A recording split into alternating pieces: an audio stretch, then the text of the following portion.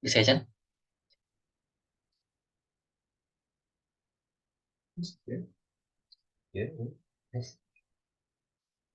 Assalamualaikum warahmatullahi wabarakatuh. Perkenalkan, nama saya Riko Nugraha. Saya dari kelas C21 Manajemen dengan nomor NIK 112 112 110. Untuk pelajaran kesempatan kali ini, saya akan membahas tentang beberapa apa itu karakteristik kepemimpinan dan lain-lainnya di pelajaran mata kuliah manajemen perubahan. Langsung saja kita ke tahap awal. Nah,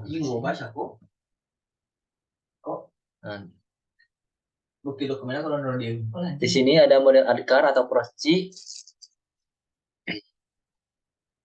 Model ADKAR atau PROSCI adalah model manajemen perubahan yang dikembangkan oleh PROSCI. Singkatan ADKAR mewakili awareness atau kesadaran, desire keinginan, knowledge pengetahuan, ability kemampuan, dan reinforcement penguatan. Model ini membantu organisasi untuk memahami dan mengelola perubahan dengan fokus pada individu dan bagaimana mereka mengatasi perubahan tersebut.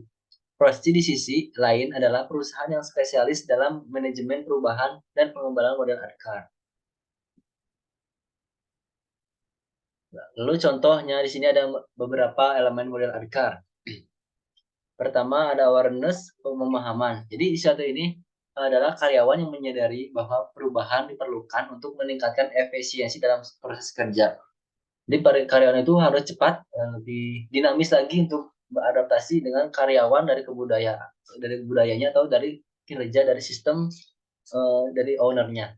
Yang lalu langkah selanjutnya kampanye komunikasi dilakukan untuk memberikan pemahaman tentang perubahan yang akan terjadi. Lalu ada desire itu keinginan. Situasinya itu karyawan merasa ragu atau tidak yakin tentang manfaat perubahan. Lalu langkah yang berikutnya, sesi pelatihan dan dialog diadakan untuk membangkitkan keinginan dan motivasi perubahan. Pasti dalam pekerja itu kan kita harus ada dorongan motivasi apakah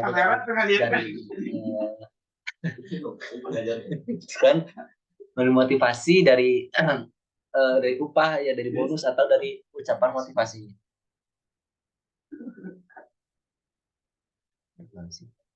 Yang ketiga, lalu ada knowledge pengetahuan. Karyawan memerlukan pengetahuan tentang bagaimana perubahan akan mempengaruhi pekerjaan mereka. Lalu dengan pelatihan intensif dan panduan diberikan agar karyawan memiliki pemahaman yang cukup. Lalu ability kemampuan. Situasi ini mungkin karyawan mungkin tidak memiliki keterampilan atau alat yang diperlukan untuk beradaptasi. Nah, berikutnya yaitu dengan pelatihan lanjutan dan pendampingan diberikan oleh memastikan karyawan memiliki kemampuan yang diperlukan oleh perusahaan yang dibutuhkan oleh perusahaannya. Lalu yang terakhir kelima, reinforcement penguatan. Situasi awal ada risiko kembali ke praktik lama setelah perubahan diimplementasikan. Langkah yang harus dilakukan, sistem intensif diterapkan, pengakuan diberikan, dan dukungan terus-menerus untuk memperkuat perubahan dan mencegah regresi. Lalu model roadmap kepemimpinan adalah rencana langkah-langkah yang strategis yang merinci perjalanan pengembangan seorang pemimpin dari tingkat keterampilan dan pemahaman diri yang lebih rendah ke tingkat kematangan kepemimpinan yang lebih tinggi. Roadmap ini memberikan panduan jelas tentang area-area yang perlu dilakukan dan tahapan perkembangan yang harus dilalui untuk mencapai tujuan kepemimpinan yang diinginkan. Nah, berikut model yang harus diterapkan roadmap. Yang pertama, pemahaman diri. Jadi, untuk mengevaluasi kekuatan, kelemahan, nilai-nilai, dan gaya kepemimpinan pribadi. Lalu, keterampilan komunikasi. Latihan dalam berbicara dengan jelas dan mendengarkan aktif. Juga, menguasai komunikasi nonverbal. Yang ketiga, pengembangan hubungan interpersonal. Jadi, hubungan ini untuk bertujuan membangun koneksi dan memahami kebutuhan anggota tim. Praktikan rasa empati dan juga keteladanan untuk menjadi contoh sumber pekerjaan yang lain. Atau di dalam organisasi. Kepemimpinan situasional, pahami konteks dan sesuai gaya kepemimpinan. Kenali kebutuhan dan harapan tim dalam berbagai situasi. Lalu yang kelima ada pengambilan keputusan dan pemecahan masalah. Jadi masalah itu harus dipecahkan. Pelajari teknik pengambilan keputusan yang lebih efektif. Kembangkan keterampilan pemecahan masalah. Lalu yang keenam ada pengembangan tim dan delegasi. Pelajarilah dinamika tim dan peranan masing-masing anggota. Lalu dengan praktikan delegasi tugas dengan secara bijak. Kreativitas dan inovasi. Ini juga perlu untuk mengeluarkan kreativitas dan inovasi. Dengan dorongannya adanya ini, ide kreatif dan inovasi dalam tim itu dibutuhkan sekali untuk bisa memenuhi tujuan dengan secara mudah dan juga dicapainya sesuai dengan apa yang diinginkan. Jadi pemimpin yang mendukung perubahan positif itu lebih baik. Lalu manajemen konflik. Latihan dalam menangani konflik secara konstruktif. Pahami cara menjaga keharmonisan dalam tim. Yang ke-9, kepemimpinan berkelanjutan. Terus tingkatkan keterampilan kepemimpinan dan juga lalu mentoring dalam pembelajaran dari pengalaman. Yang ke-10, evaluasi diri dari pembelajaran terus-menerus. Lakukan evaluasi diri secara berkala, tetap terbuka terhadap umpan balik, dan terus belajar. Kepemimpinan perubahan dalam organisasi. Kepemimpinan dalam organisasi melibatkan kemampuannya dan mengelola dan memandu organisasi melalui proses perubahan yang signifikan. Berikut adalah beberapa elemen kunci dalam kepemimpinan perubahan. Pertama, visi dan artikulasi. Pemimpin perubahan harus memiliki visi yang jelas tentang arah perubahan. Kemampuan untuk mengkomunikasikan visi ini secara efektif kepada seluruh organisasi. Yang kedua, pemahaman konteks, analisis mendalam terhadap kondisi internal dalam eksternal organisasi yang memicu perubahan. Lalu mengidentifikasi hambatan dan peluang yang mungkin muncul selama proses perubahan.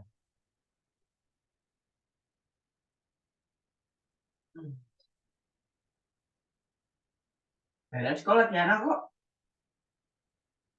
Lalu selanjutnya ada pemberdayaan tim, memobilisasi dan memperdayakan tim untuk mendukung perubahan.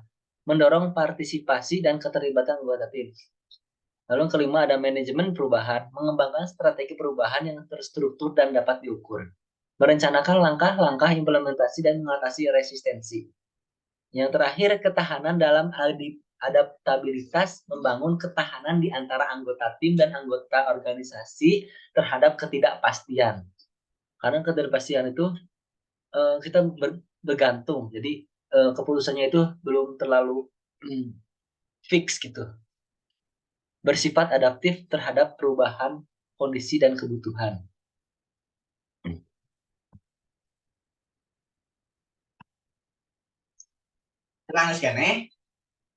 Lalu yang terakhir ada karakteristik kepemimpinan.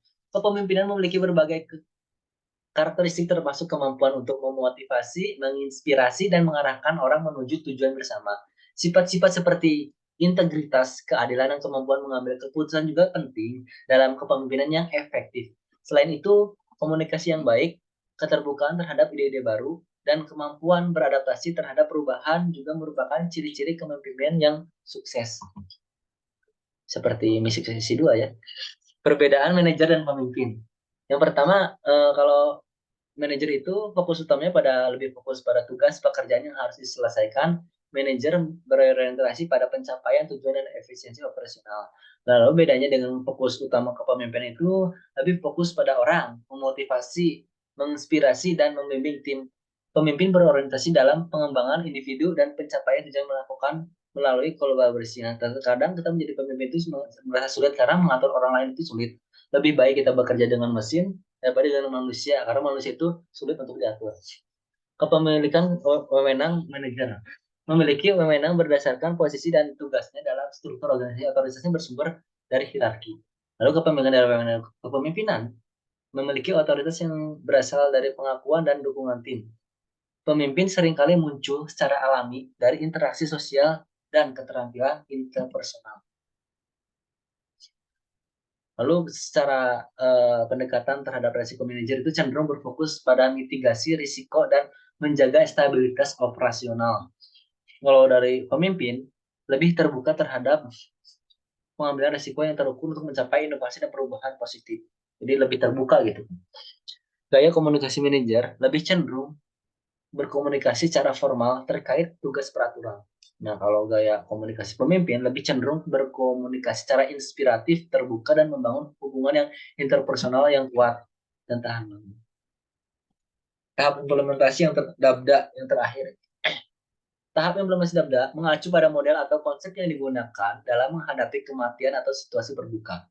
Dabda adalah singkatan dari denial penolakan, anger marah, bargaining tawar menawar, depresi depresi, dan acceptance penerimaan. Tahap-tahap ini diaplikasikan dengan berbagai konteks termasuk kehilangan situasi sulit. Dari pertama tahapnya, inilah penolakan, mengakui kenyataan sulit dihadapi adalah langkah pertama. Meskipun mungkin sulit untuk diterima. Angel merasakan emosi marah dan reaksi alami terhadap situasi sulit. Mengelola dan memahami rasa marah dapat membantu proses penyembuhan. Bargaining, tawar-menawar, menjadi cara untuk mengubah atau menghindari kenyataan dalam dapat muncul. Ini adalah tahap di mana individu mencoba mencapai kesepakatan dan meminta pertolongan. Lalu depresi, merasa sedih dan kehilangan adalah bagian dari proses berduka. Menerima dalam proses perasaan depresi dapat membantu menuju tahap selanjutnya. Acceptance atau menerima kenyataan dan menemukan cara untuk melanjutkan hidup adalah tujuan akhir. Ini tidak berarti melupakan, tetapi lebih menemukan kedamaian dan dalam keadaan baru. Perubahan di sini ada juga 8 tahap perubahan Kotter. Establishing a sense of urgency, membangun rasa mendesak, menciptakan kesadaran akan perlunya perubahan, dan mengilustrasikan konsekuensi jika tidak ada tindakan segera. Creating the golden coalition, membentuk kolektif panduan, membangun tim pemimpin yang kuat dalam berkomitmen untuk memimpin perubahan serta mendapatkan dukungan dari berbagai level dan fungsi organisasi. Lalu yang ketiga, developing a vision and strategy, mengembangkan visi dan strategi. Membuat visi yang jelas tentang arah perubahannya dalam menyusun strateginya untuk mencapainya. Dan segala sesuatu, visi misi itu harus jelas. Juga harus dinyatakan secara benar, kerja nyata. Juga harus struktur dengan secara sistematis. Communicating the change vision, mengkomunikasikan visi perubahan, menyampaikan visi perubahan secara efektif kepada seluruh organisasi untuk memastikan pemahaman dan dukungan. Empowering broad-based action, memperdayakan aksi yang luas. Memberikan kebebasan kepada individu untuk mengambil langkah-langkah konkret dalam mendukung perubahan. Ini mencakup penghapusan hambatan dan menciptakan lingkungan yang mendukung inisiatif perubahan. Yang keenam, generating short-term wins, menghasilkan kemenangan pendek, mencapai keberhasilan awal yang dapat terlihat dengan cepat untuk membangun momentum dan meyakinkan stakeholders tentang efektivitas perubahan. Lalu yang ketujuh, consolidating gains dan produce more change, konsiderasi keberhasilan dan menghasilkan perubahan lebih banyak. Menggunakan kemenangan pendek untuk memperkuat perubahan dan mengidentifikasi area tambahan yang memerlukan peningkatan. Kedelapan, ensuring new approaches in the culture. Jadi mengakar pada pendekatan baru dalam budaya, membuat perubahan sebagai bagian dari integral dari budaya organisasi melalui perubahan kebijakan, praktik, dan norma perilaku. Thank you very much for everything. Stop in here. Terima kasih untuk semuanya. Sampai di sini saja. Sekian dan terima kasih. Wassalamualaikum warahmatullahi wabarakatuh. Waalaikumsalam. Ini nggak berhentikan video dong. Ini kumaha? Iya, stop share. Mana sih? Mana lagi?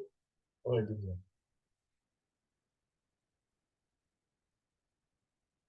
Ini stop aja. Wah, maaf. Kok? Iya. Oh, tadi, yang tadi mana? Mana sih? Iya.